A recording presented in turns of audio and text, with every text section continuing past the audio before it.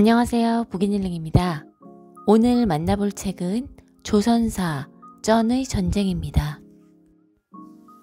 지은이, 이한, 서울대 동양사학과 대학원에서 석사를 취득했고 이후 꾸준히 역사서를 집필하고 있다. 현재는 책을 집필하는 틈틈이 칼럼을 쓰고 KBS 라디오 성공예감의 역사 커뮤니케이터로 출연해 재미있는 역사 이야기를 나누는 중이다. 1장 돈에 살고 돈에 죽는 지극히 인간적인 조선과의 만남. 전 세계의 대부분 나라는 사법체계를 갖추고 있고 법원이 있으며 판사를 포함하여 검사나 변호사 등 전문 인력이 존재한다. 이 법원 안에서 가지각색 다양한 소송이 벌어지고 때로는 그게 남의 일만이 아니게 될 때도 있다. 한평생 소송에 휘말리지 않고 평온한 삶을 살 수 있다면 참으로 좋겠지만 그게 어디 사람 맘대로 되던가.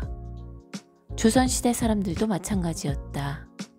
조선시대의 송사는 지금의 소송, 천원, 민원, 진정이 모두 뒤섞인 것이었지만 어쨌든 사람들의 소망을 반영한다는 점에서는 다를 것이 없다.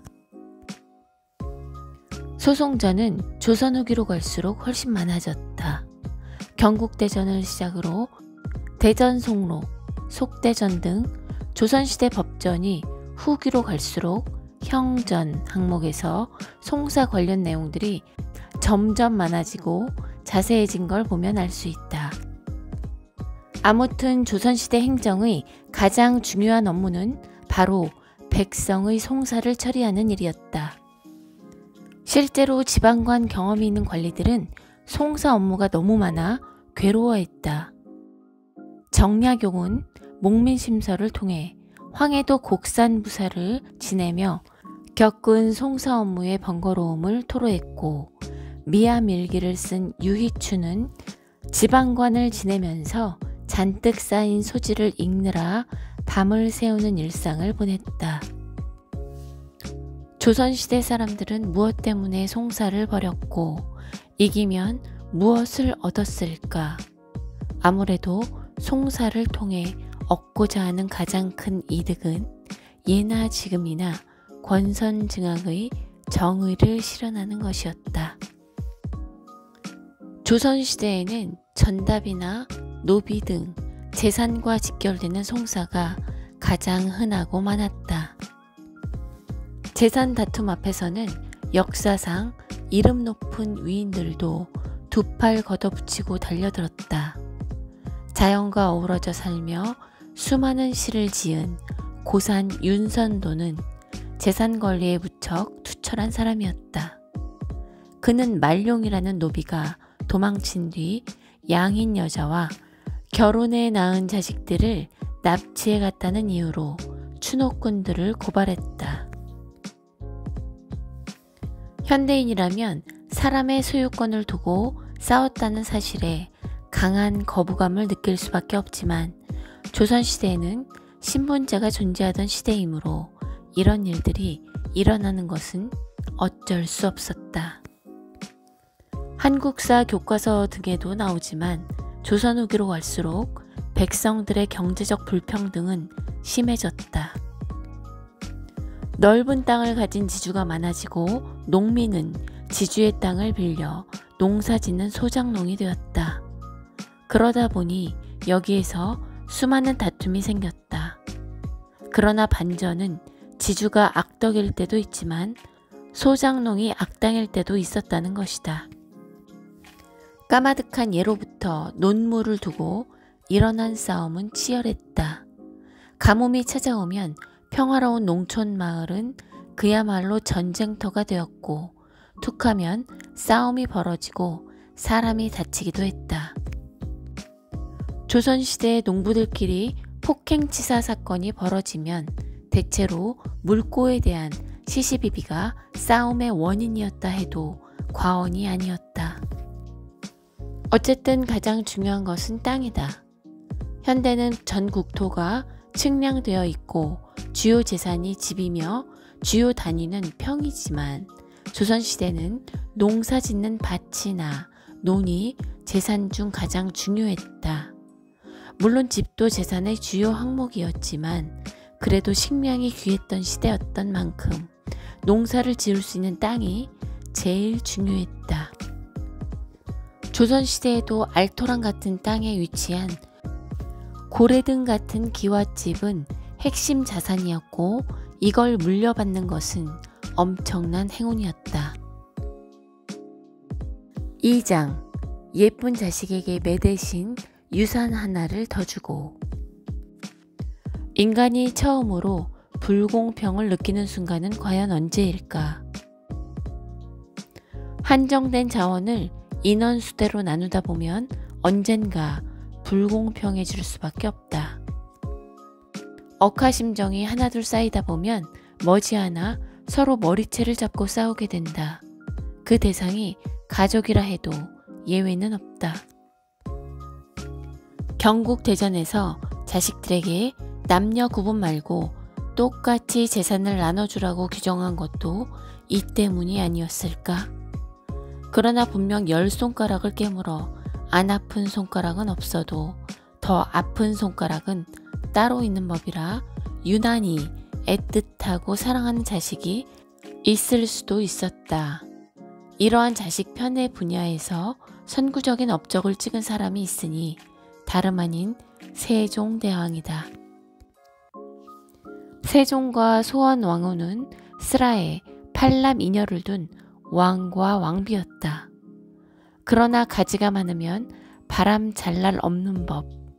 세종과 소원왕후는 문종의 2번의 이혼과 안평대군의 연애, 이명대군의 말썽, 광평대군의 요절로 많은 마음고생을 했다.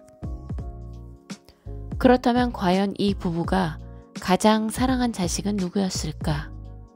첫 번째 아들인 문종?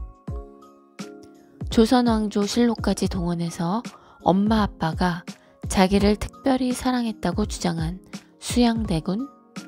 아니다.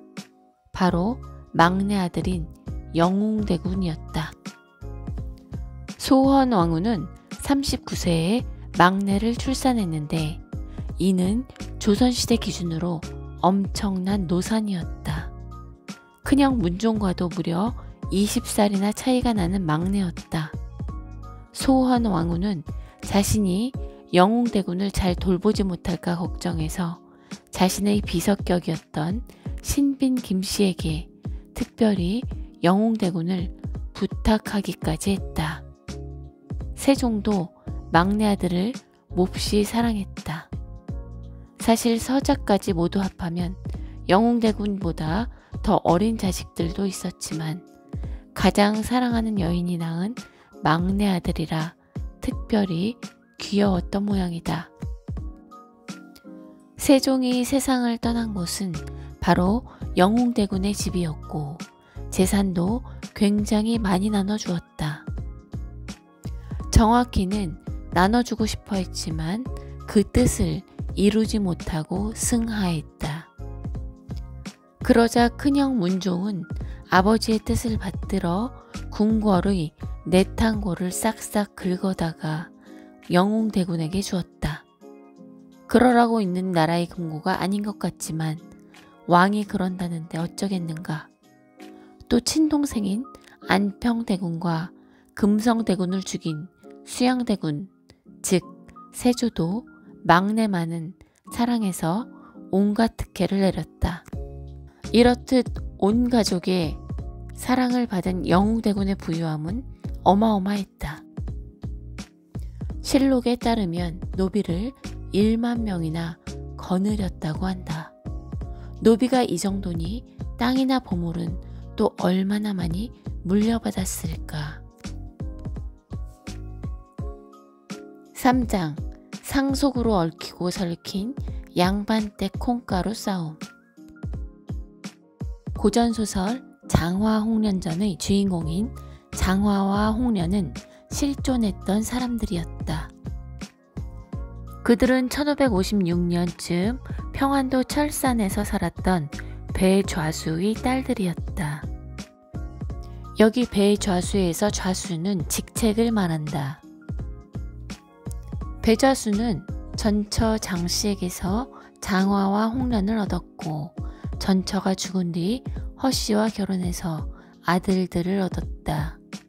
이유는 소설에서 그랬던 것처럼 장화가 혼인하기도 전에 아이를 가졌다 낙태했다는 누명을 쓴다. 그렇게 집안의 명예를 더럽혔다는 이유로 아버지와 이복 남동생들에게 살해당한 뒤 자살로 위장당하고 동생 홍련은 시리에 빠져 자살했다. 이후 장화 홍련 자매의 유령이 매일 밤마다 마을의 사또를 찾아가 민원을 제출한 것이냐 하면 사실 그건 아니다. 이 사건을 심상치 않게 본 사람이 있었는데 바로 당시의 철산 부사였던 전동훌이었다. 전동훌은 가족의 반대를 뚫고 장화의 시체를 검시했는데 이때 활용한 것이 바로 신주무 원록으로서 살인사건 발생 시 사체를 조사하는 방법에 대한 지침서였다.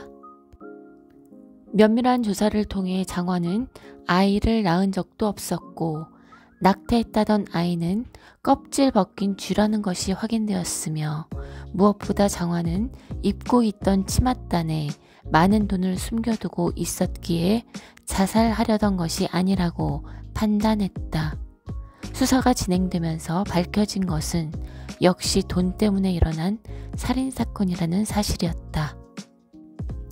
실제 배좌수의 가정 형편이 어땠는지는 알 수 없지만 소설 속 배좌수는 수백 마지개의 땅을 가지고 부리는 노비도 100명이 넘는 부자로 나온다. 원래 그 재산은 배좌수의 전처 장씨의 것이고 전처가 죽은 지금 그 재산을 물려받을 수 있는 것은 전처의 자식인 장화와 홍련뿐이었다. 장화와 홍련이 살아있는 한 허씨 부인이나 그의 아들들에게는 장씨가 남긴 재산의 상속 권한이 없었다. 그래서 생전의 재산 문제로 허씨와 자매 사이의 다툼이 잦았다. 실제 장화와 홍련 사건에는 또 하나 중요한 인물이 있었으니 바로 외삼촌이었다. 비록 소설에는 등장하지 않지만 실존했던 외삼촌은 조카들과 자주 소식을 주고받았으며 누이, 즉 장화와 홍련의 어머니의 재산에도 촉각을 곤두세웠다. 조카인 장화와 홍련이라면 모를까 생판남인 허씨와 그 아들들의 재산을 가져가는 꼴은 도저히 볼 수 없었을 테니 당연하다. 허씨 부인이 자매들을 모함한 배경에는 이런 복잡한 이해관계가 얽혀 있었다. 아무튼 조선의 명탐정 전동훌의 수사 아래 장화와 홍련이 억울하게 죽임당한 사정이 명명백백하게 드러나고 주범인 허씨 부인은 물론이거니와 종범인 배좌수와 아들들도 처벌을 받게 된다. 이후 이 이야기가 유명해지자 소설로도 만들어져 전국으로 널리 퍼지는데 신기하게도 정작 사건을 해결한 전동훌의 활약은 홀랑 잊히고 장화와 홍련이 주인공이 되었다. 현대에도 그렇지만 법이란 일반인이 쉽게 접할 수 있는 것이 아니다. 내용도 복잡하고 소장이나 판결문에는 특유의 문법이 있어서 뜻을 이해하는 것부터가 몹시 어렵다.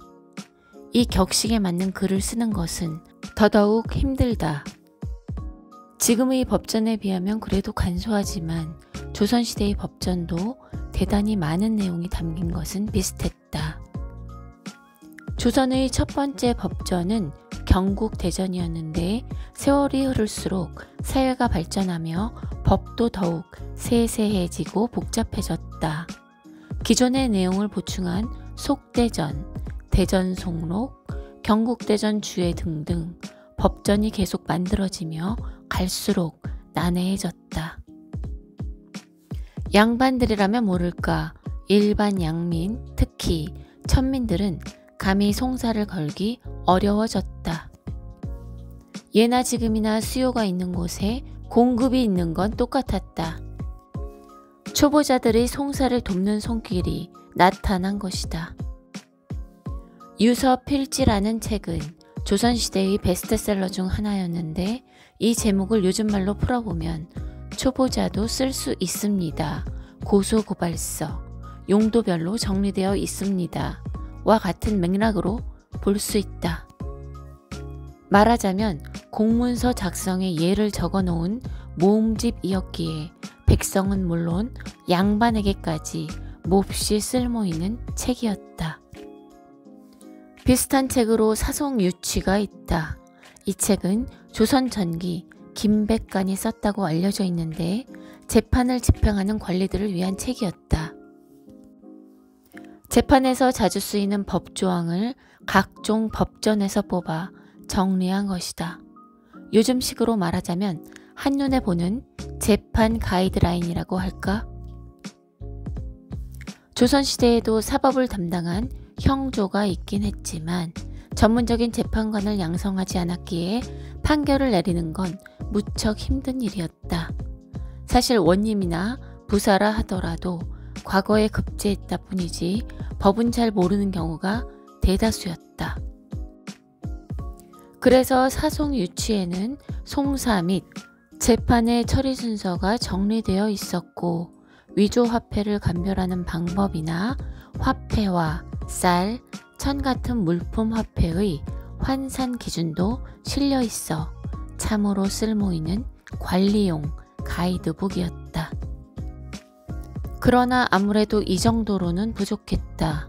관리나 양반이라면 모를까 힘없고 백없는 일개 백성이 고작 책 한 권 읽었다 해서 송사를 진행하고 이기는 일은 불가능에 가까웠다. 그러나 이런 백성들을 도와주는 이들이 있었다. 요즘으로 치면 변호사와 같은 일을 하는 외지부였다. 이들은 고소하라는 사람들의 이야기를 듣고 대신 소지를 작성해 주거나 때에 따라 소송의 대리인으로서 재판에 나가기도 했다. 그야말로 지금의 변호사와 똑같은 역할이었다. 그렇지만 어디까지나 존재하되 인정받지 못하는 그림자 같은 존재였다. 괜히 송사 과정을 복잡하고 어지럽게 만드는 무례배, 이것이 조선 조정이 외지부를 바라보는 시각이었다. 실제로 외지부들은 범죄자로 대우받았고 성종 때는 외지부들을 체포하여 가족과 함께 함경도 삼수로 귀양을 보내기도 했다. 여기가 바로 그 유명한 삼수갑산이다. 외지부들은 왜 탄압을 받았을까? 다 이유가 있었다. 수많은 분쟁 중에 사실 송사 없이 사이좋게 합의할 수 있는 건도 일부 있었다. 하지만 한몫 챙기라는 외지부들이 고소해봐, 이거 무조건 이길 수 있어 하면서 부추기는 바람에 나날이 송사가 늘어나고 극심해진다고 여긴 것이다. 한 발 더 나아가 외지부는 증거를 위조하거나 재판을 일부러 지연시키는 등 가증죄를 부렸다. 그러면서 수임료는 두둑하게 챙겼으니 조정에서 외지부를 눈엣가시로 여긴 것도 무리는 아니었다. 수많은 폐해가 있어도 외지부는 사라지지 않았다. 글자 하나 제대로 모르는 약자인 백성들이 의지할 수 있는 이는 그들 뿐이었기 때문이다. 그럼 과연 어떤 사람들이 외지부가 되었을까? 앞서 언급했던 대로 무례배 같은 되먹지 않은 이들도 있었지만 그 중에는 생각보다 멀쩡한 사람도 있었다. 왜냐면 그 시대에는 글을 읽을 수 있는 것부터가 특권이었기 때문이다. 게다가 그냥 글도 아니고 송사라면 특히 법을 잘 알아야 했다. 글을 그냥 쓰는 것과 잘 쓰는 것에는 큰 차이가 있다. 특히 법을 통해 자신의 정당함을 호소하려면 더욱 그렇다. 나의 철저한 사정을 설명해야 하고 몹시 불쌍한 처지가 되었으며, 그래서 상대방이 나쁘다는 것을 충분히 주장해야 했으니 굉장히 난이도가 높은 그림에는 틀림없다. 한마디로 이 소지를 쓰는 일은 현대로 치면 전문직이나 다름없었다. 많은 소지가 외지부에 의해 대신 쓰였으니 이것이 대송이다. 따라서 외지부는 글 잘 쓰고 법도 잘 알지만 남의 일에 참견할 만큼 한가한 사람들이 했다. 그게 누구냐? 바로 백수들이었다. 현재 기록이 남은 외지부 중 대표적인 사람은 숙종 때의 인물인 한위겸으로 관청의 잡무를 담당한 중인이었다. 그러면서도 투잡을 뛰었으니 그릇된 일로 송사하길 좋아하는 것으로 업을 삼았다고 한다. 그 외의 외지부로는 양상언, 박승창 등이 있다. 혹시 봉이 김선달이란 이름을 들어보았을까?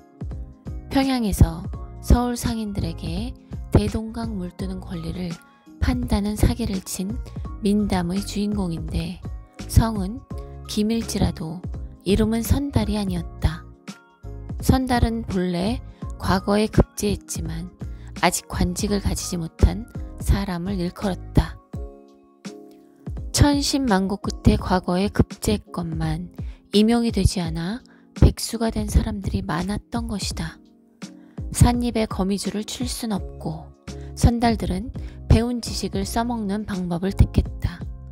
남의 소송에 참견하거나 대신 여러 글을 써주기도 하며 돈을 벌었다.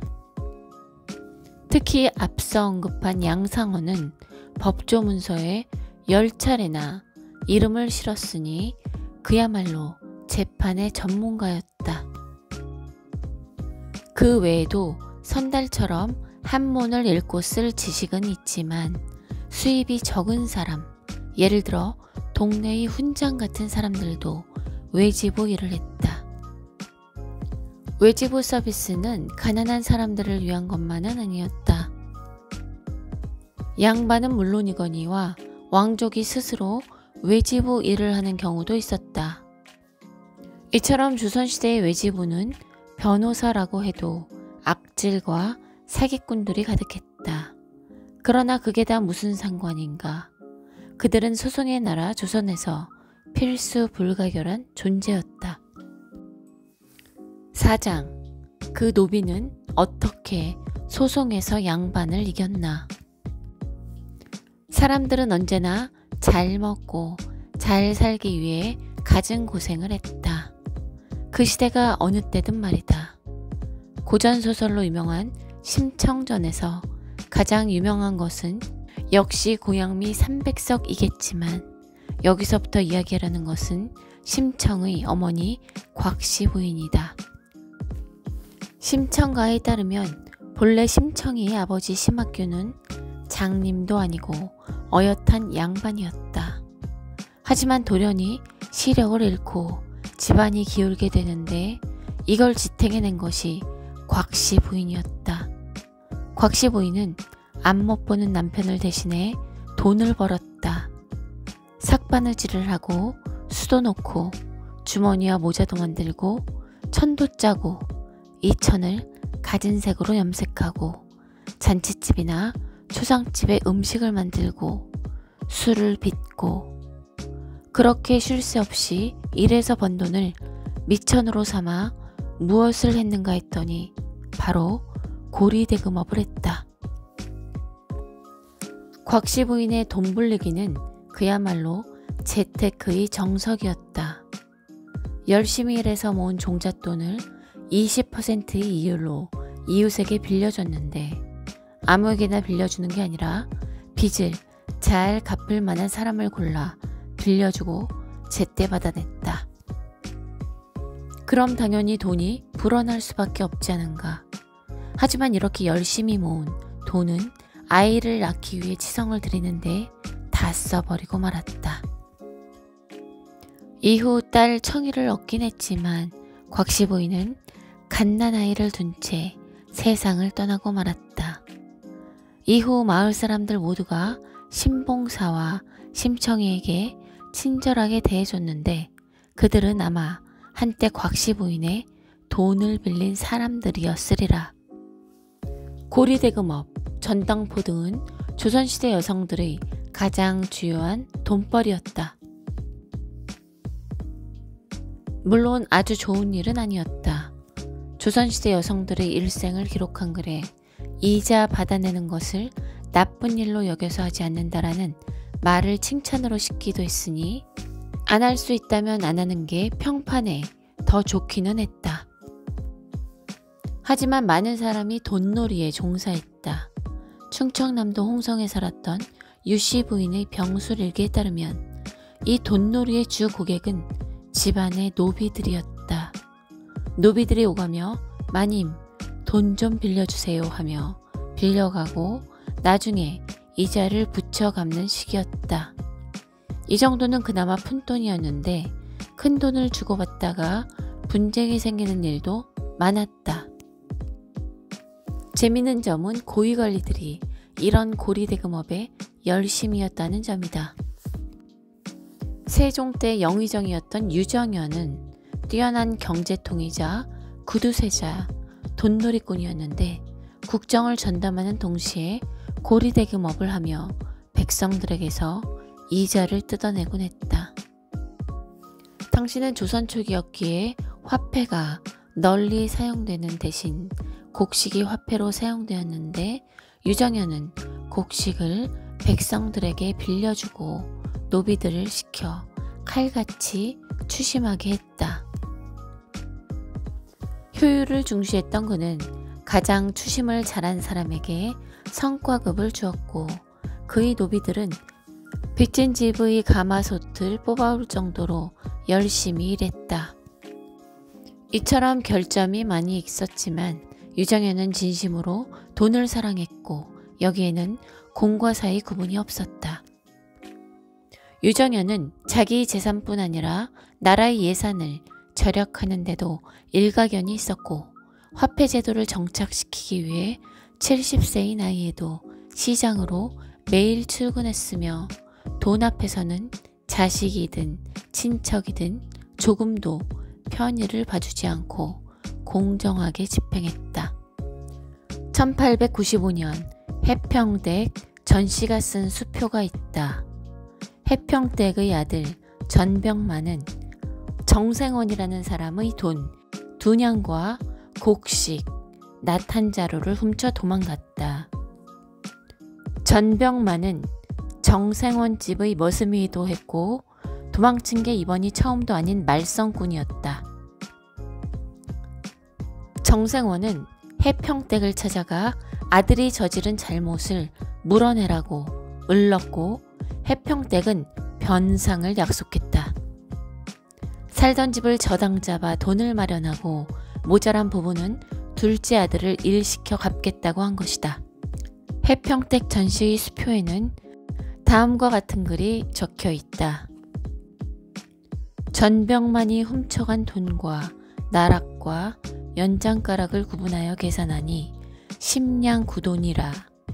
집 한 칸은 들품 2냥 값으로 먼저 전당하였고 남은 8냥 한 돈은 둘째 아들이 정생원 댁에서 머슴살이를 사니 가을을 기다려 세경받아 댁의 돈을 꼭 갚기로 수표하니 일러 이것으로 알아라.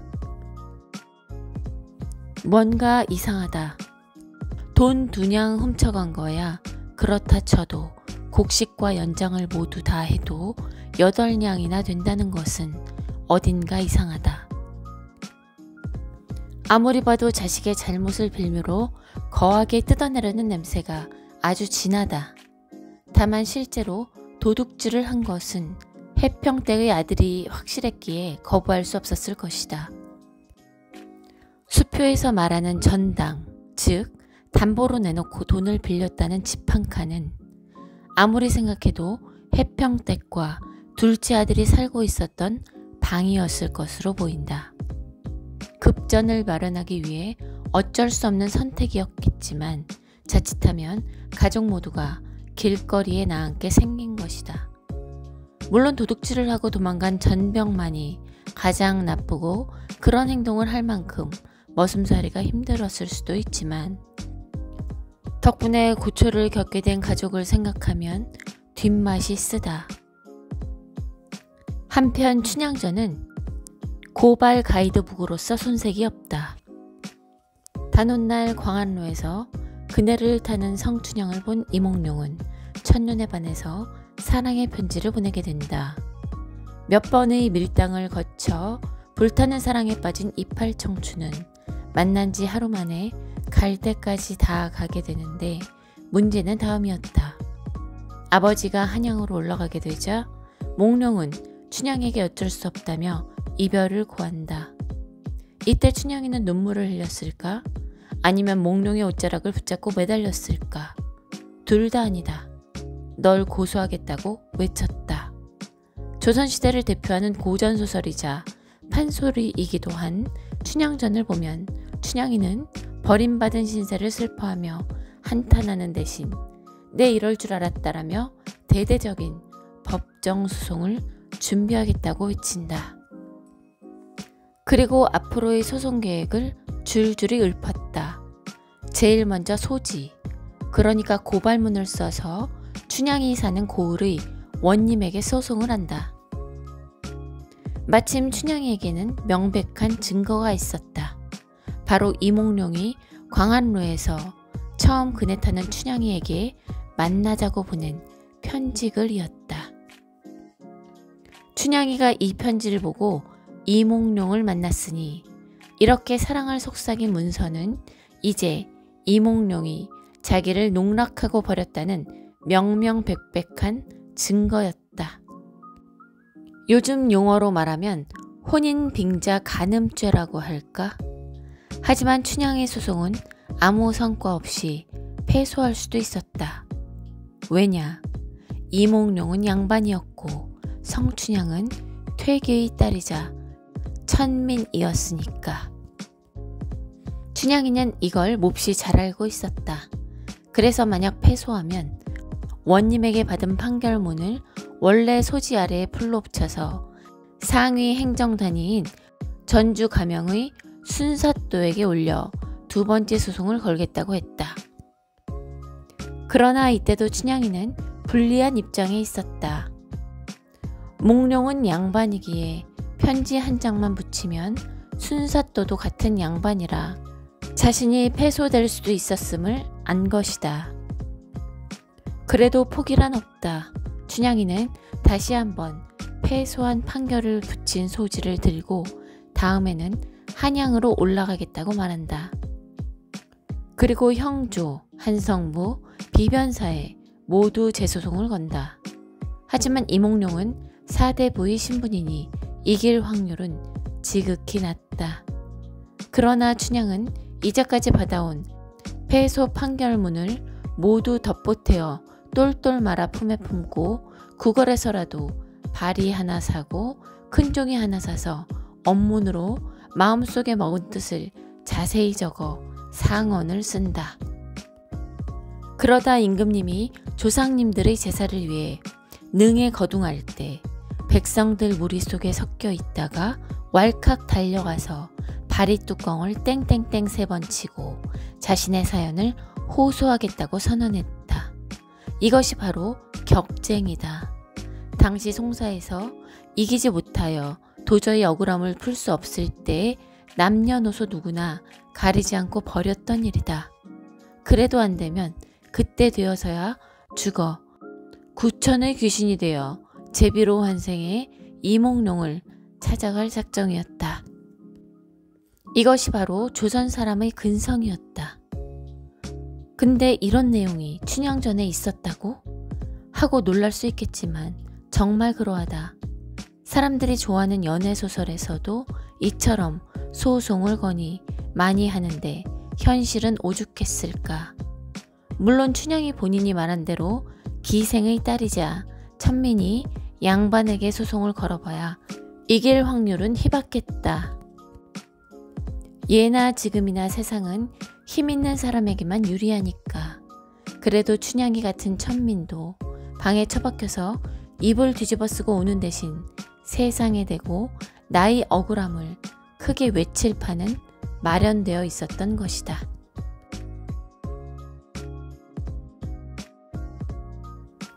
나가며 역사는 재미있다 정말로.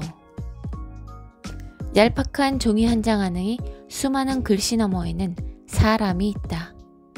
그들의 삶이 있었고 때로는 뻔뻔한 사람도, 때로는 상냥한 사람도, 때로는 모든 게 뒤죽박죽이기도 했다.